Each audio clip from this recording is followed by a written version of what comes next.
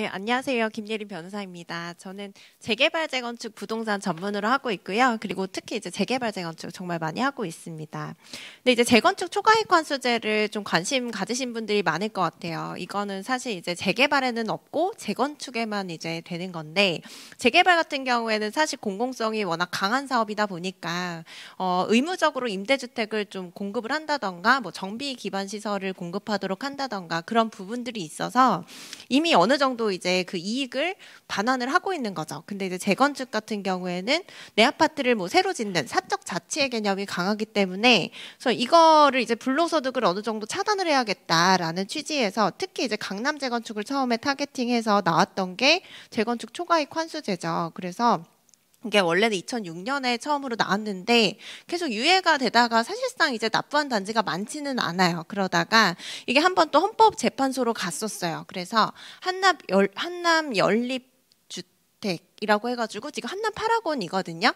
여기서 이제 헌법소원을 제기를 해가지고 한번 이제 헌법재판소에서 판단이 이루어졌는데 이게 사실 생각하실 때는 어쨌든 간에 내가 살고 있는 집이 재건축이 돼서 많이 올랐다. 그러면 세금 말고도 부담금을 별도로 또 내시는 거기 때문에 그래서 어떻게 보면 세금 같잖아요. 그래서 양도소득세도 내는데 내가 이 재건축 부담금까지 내는 거는 이중과세가 아니냐 이런 부분들이 이제 헌법재판소에서 좀 다뤄졌던 거고 실제로 이제 헌법재판소에서는 7년 만에 이제 정권이 바뀌고 지난 정부에서 합헌 결정을 내려서 그때부터 이제 막 본격적으로 지금 징수를 하고 있거든요. 그래서 이제 사실은 재건축 단지들은 이것 때문에 난리가 난 거죠. 그래서 이것 때문에 실제로 이제 비용을 정확하게 산정하기가 어려운 단지들도 생겨나고 그리고 비용을 제대로 이제 부담금이 막 서울 같은 데는 몇 억씩 나오니까 이거를 조합원들한테 알려주면 사실 이게 사업을 진행할 명분이 없어지는 거예요. 그러다 보니까 이제 관리처분 계획도 수립을 못하고 사업이 못 가는 단지들 또는 이제 처음에 초기 재건축 같은 경우에는 아예 사업 자체를 엄청나게 지연시키는 뭐 그런 사태들이 좀 발생을 했었는데 실제로 이제 그 시뮬레이션을 돌려보면, 이제 강남의 재건축 단지 같은 경우에는 막 7, 8억 이렇게 나오는 데들이 있어요. 그러면 내가 부담하는 뭐 추가 분담금이나 세금이나 이런 거 외에도 7, 8억을 더 부담을 해야 되는 거예요. 근데 이거는 사실 이제 이거 집을 팔았을 때 양도소득세를 내는 거랑은 정말 다르죠. 종부세처럼 내가 이제 보유하고 있는 상태에서 부담을 해야 되는 거니까 굉장히 부담이 될 수밖에 없는 돈이고 재건축 사업 수익성을 굉장히 떨어뜨릴 수밖에 없거든요. 그래서 이게 재건축 사업으로 인해서 이제 그 조합원 1인당 3천만 원 이상 이익을 보면 그러면 최대 이제 50%까지 거기에 대해서 부담금을 부과하는 제도이기 때문에 굉장히 금액이 큽니다. 네, 금액이 크고 다만 그래서 이제 최근에 이제 부동산 정책에서 나온 거는 이 금액을 상향하자라고 해가지고 1억 정도 이제 1억이 넘으면 거기에 따라서 이제 일정 비율을 부담금으로 내도록 한다라고 완화된 이제 정책이 나오기는 했는데 이제 장기적으로 어쨌든 부동산 경기가 안 좋아지면 이제 재건축 초과이익 환수제도 좀 유예하거나 기존처럼 그렇게 가지 않을까 싶기는 해요.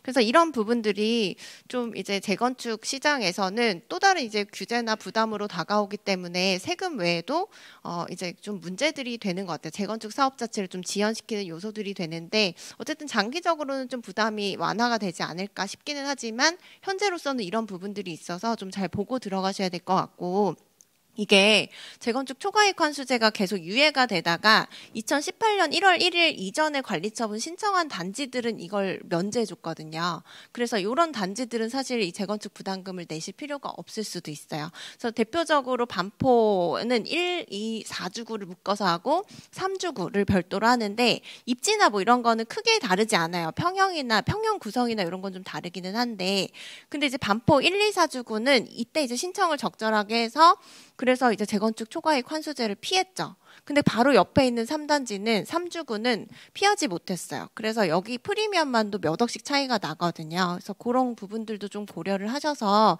이제 재건축 투자를 하신다라고 하면 이 부담금이 정말 이제 그 큰 요소가 될 수 있다라는 거를 좀 유의하셨으면 좋겠어요.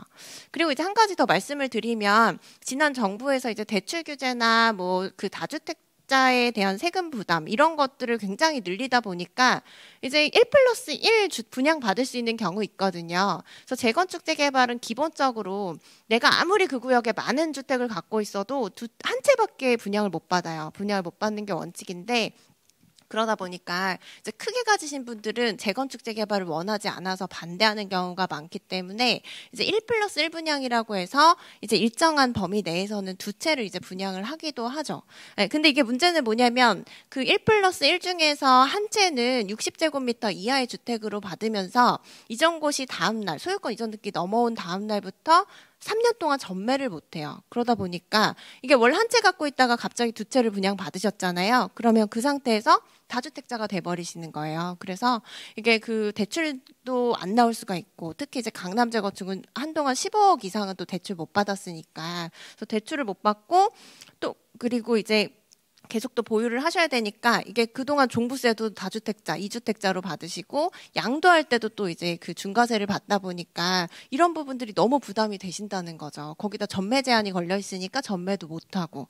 그래서 실제로 이제 그 많은 단지들에서 오히려 1+1을 받고 싶어서 예전에는 난리였는데 최근에는 1+1을 안 받고 다시 재분양하게 해달라, 재분양 신청하게 해달라라고 해가지고 한 채만 분양하시고 이런 사례들도 굉장히 많았어요. 네. 그래서 만약에 1+1 분양 을 고려를 하신다라고 했을 때는 내가 갑자기 다주택자가 돼서 어떤 뭐 중과세라던가 이런 그 불이익을 받을 수 있다는 점을 좀 잘 알아두셔야 될 것 같아요.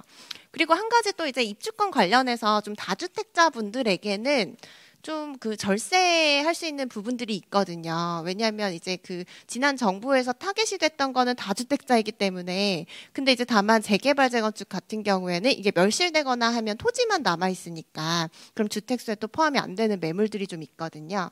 그래서 이제 그 예를 들어 멸실된 입주권 뭐 이런 것들은 이제 그 관리처분 인가가 나고 나면 입주권이라는 권리로 변환돼요. 주택에서. 네, 그렇기 때문에 예를 들어서 이제 아파트 한 채랑 뭐 입주권 한 채 한 개 이렇게 갖고 있었는데 입주권을 먼저 양도하면 이제 가지고 있던 가지고 있던 주택은 중과세를 피할 수 있는 이런 부분들이 있어서 내가 주택을 갖고 있으면 이제 빠른 시일 내에 팔 필요가 없다. 그럼 입주권을 취득하시는 거죠. 이제 관리처분 인가 후에 입주권을 그렇게 하시고 입주권 먼저 양도하고 주택 팔면 이제 중과세를 좀 피할 수 있는 그런 부분들이 있고, 또 재개발은 일정한 요건 갖추면 무허가 건물도 이제 입주권 받을 수 있거든요. 그래서 그런 것들은 이제 그 취득세 중과가 안 돼요. 취득을 하시더라도 그냥 4.6%를 일정하기 때문에 그런 거 이제 그 무허가 건물 이런 거는 취득하실 때는 좀 혜택이 있고, 다만 이제 양도세, 종부세 할 때는 주택에 포함이 되기 때문에 이제 그 너무 오랜 기간 이제 보유해야 되는 무허가 주택이나 이런 건 좀 피하시는 게 좋겠죠. 그리고 이제 대체주택 비과세라는 게 있어요. 종전주택 비과세 이런 것들은 이제 사실 요건이 복잡하기 때문에 한번 찾아보시면 좋은데, 내가 이제 가지고 있던 물건이 뭐 재개발 재건축이 되면 이주할 필요성이 있기 때문에 일정 기간 이제 그 팔지 않고 보유해도 좀 중과세를 피할 수 있는 부분들이 있거든요. 그래서 이런 것들 잘 활용하시면 이제 어느 정도 다주택자분들에 있어서는 재개발 재건축 투자가 좀 유리할 수도 있다라는 말씀을 드리겠습니다.